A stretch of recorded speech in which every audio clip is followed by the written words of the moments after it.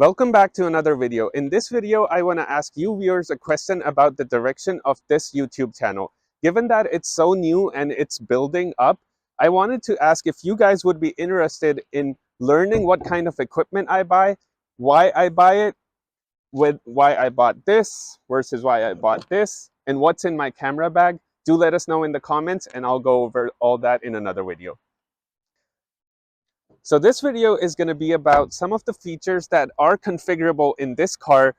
I'm not going to go into detail what those features are because most modern cars already have it, but I am going to show you how I configured it in my car. Everyone's preferences could be different, and based on their preferences, everyone could choose their own settings, but I'm just going to show you how I chose mine. As everyone knows, it's not the easiest thing to get in and out of this vehicle. You can set up easy entry and easy exit where the steering would raise and the seat would go back when you're ready to get in and out of the vehicle. I will show you how to set that up in the settings next.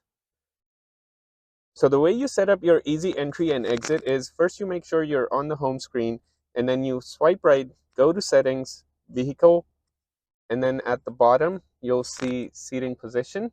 Make sure that the seat entry memory and the seat exit memory both are selected.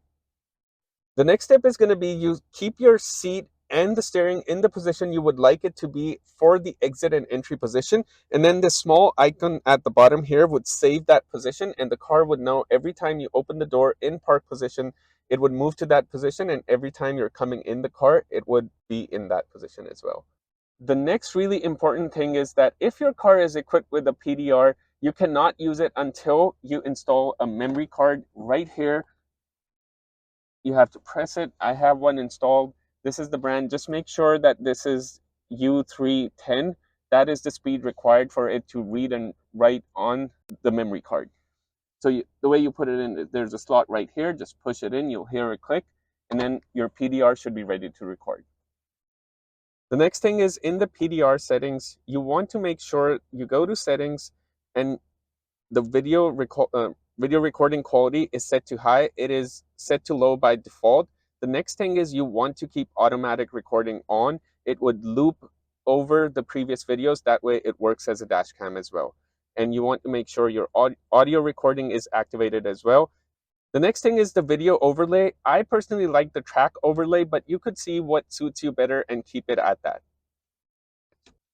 Most of the other features that I would be going over today are going to be in the vehicle settings. The first setting we're going to go over is the motion sensor. I like to keep it on. This is where the car's alarm would sound if there is movement inside the car's cabin while the car is parked and the car is turned off. The next thing is the teen driver. You can set up a key for a teen driver where the car would notify the owner if there is any dangerous driving being done. The next option is buckle to drive, where when you put it in drive and you don't have your seatbelt on, there will be a delay. I personally don't forget to put my seatbelt on, and there is a chime and warning that comes on anyway, so I like to keep it off. The drive customization is really where you can customize the look of that screen on the left with how you like it in Z mode or my mode. Z mode is quick and easy. It's right, the button is right there on your steering wheel. You can set it up. My mode is, there's a really cool feature about the my mode, which if you are trying to do a cold start and you're in any other mode, when you turn the car back on, it would default to the touring mode. The only mode that would maintain even after you turn your car off is the my mode. So if you're trying to do a cold start, make sure to keep it in my mode and set up your my mode to where your exhaust sound is on track. That way your valves would be open and your cold start would sound the best. The next is a climate and air quality. I like to keep everything on when I remote start the car. The fan speed is at medium. The ventilated and heated seats would come on depending on the weather. The auto defog and auto rear defog would come on depending on the weather, which is really cool. The next is the collision detection system. I personally don't mind it. A lot of people don't like it, but for me personally, I've never had trouble where the car braked way too soon or braked too hard. I am okay with keeping it on. The really cool feature about the automatic emergency braking is before it actually putting on the brakes, the heads up display flashes bright red, which really gives you a heads up to whether there's a car coming up really quickly. Same goes for the pedestrian braking, and these are some of the features that I highly recommend keeping on. So the first one being the blind spot monitoring on the side mirrors if you have the 2LT or higher. The park assist is where it doesn't have sensors in the front, but it does have sensors in the back where it would beep and show on the screen as well how much distance is left. The rear cross traffic alert is also really helpful when you're trying to back out of tight spots where there's cars on both sides and you can't see. The camera can usually see and would warn if there's a car coming from either direction. The next is comfort and convenience. The first thing is the chime volume, how you want the car to respond with the chimes when you initially start it up. You can change the volume. The second is the reverse tilt mirror. When you put the car in reverse, the side mirrors would slightly tilt down so you can see the curb on the side of the road. I personally don't need it and I keep it off. The next thing is the remote mirror folding. I like to fold the mirrors when the car is parked, so I keep it on. Once I lock the car, the side mirrors automatically fold in. The next in lighting is the vehicle locator lights. This is when you park your car. So using your remote, you can unlock the car and the lights would come on and it becomes easy to see where your car is as long as it's within line of sight. The next thing is the exit lighting, and you can select how much delay you want for the exit lighting. So once you exit the car and start walking away, how long would it take for the lights to actually go off? The power door locks is where you can choose whether you want all the doors to unlock. There's only two, but if you want all of them to unlock when you use your remote, or do you just want the driver's side? The remote lock, unlock, and start is really where you can customize things. So if you like the horn to sound to give you feedback whether the car is locked or not, you can change that. Remote door unlock, whether you want the driver door or the passenger door as well.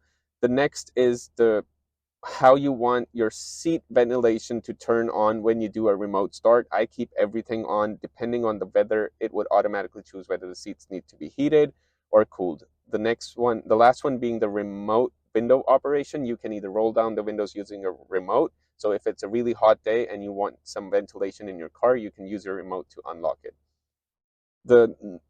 Another one is the remote left in vehicle alert. I find this really helpful. And also the last one where if the remote, let's say your passenger had the key in their pocket and they walked away, the car would notify you, letting you know that the key is no longer detected in the car. The second last one is the right height. If your car is equipped with the front lift, you do want to keep this setting on just to make sure that the car memorizes and remembers where you last used the front lift, and it would automatically lift it the next time you're there. The last one is the seating position, and we did go over this. This is where you turn on your entry and exit memory seats. So the last thing I want to go over is another screen in the car, which is the rear view camera. So you can turn on or off the camera using this lever here, but you make sure that it is set up to your desired preferences. The way you do that is you press this left button. It would show that it's brightness. You can change the brightness right here. And then if you tap it one more time, you can zoom in or zoom out based on your preference. Again, I'm fully zoomed out. I can zoom in as well. And the next thing is the alignment. Whether you want it higher, lower, you can change that here. Make sure that you set it before you do your first drive.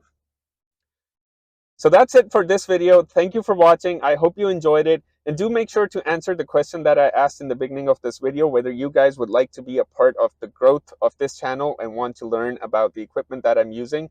Make sure to hit the like button, subscribe, and stay tuned for more.